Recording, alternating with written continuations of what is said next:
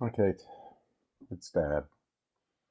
Um, I was thinking about a subject for this week's vlog, and you know, about a week and a half ago, uh, the country celebrated its 250th birthday, and you heard the word freedom being bounced around, and you hear it all the time.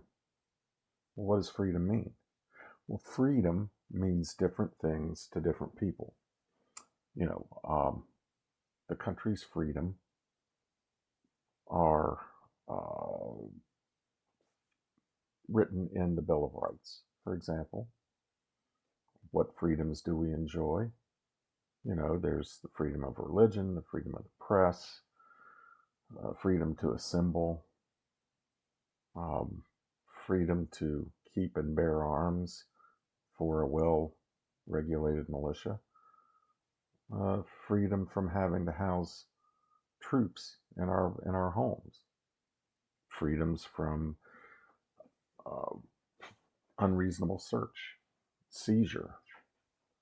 Well, I decided I was going to go back and look at the Declaration of Independence. And it says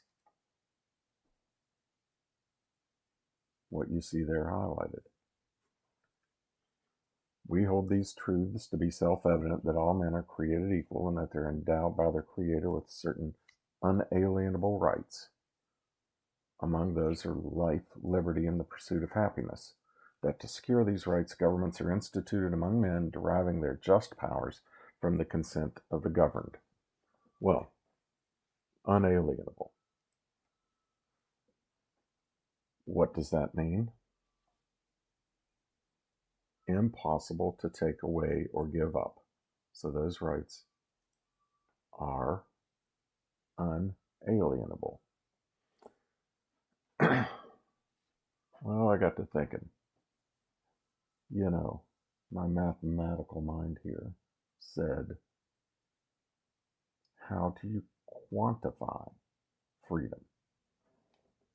You know, what we're talking about here are qualifications rather than quantifications. Well, it just so happens that someone has quantified freedoms in the Human Freedom Index.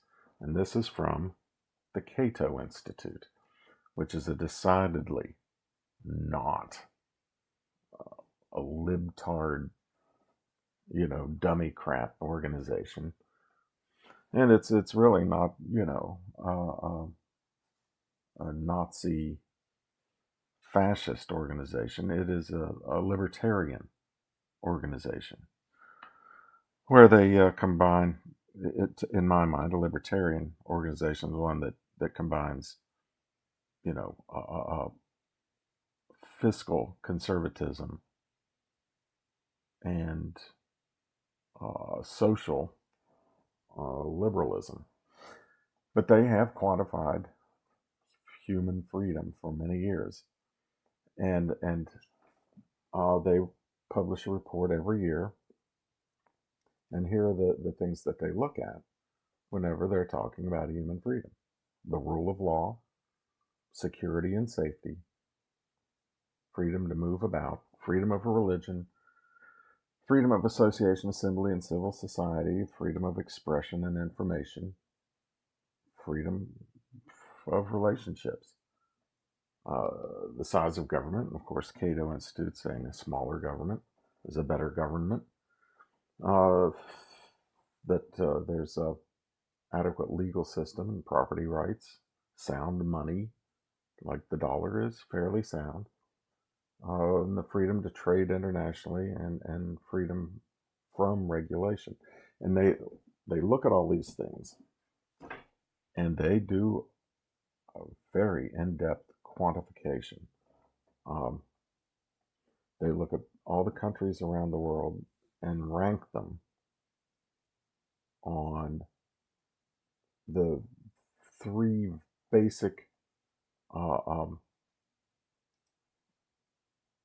components One is personal freedom, civil freedom, and economic freedom.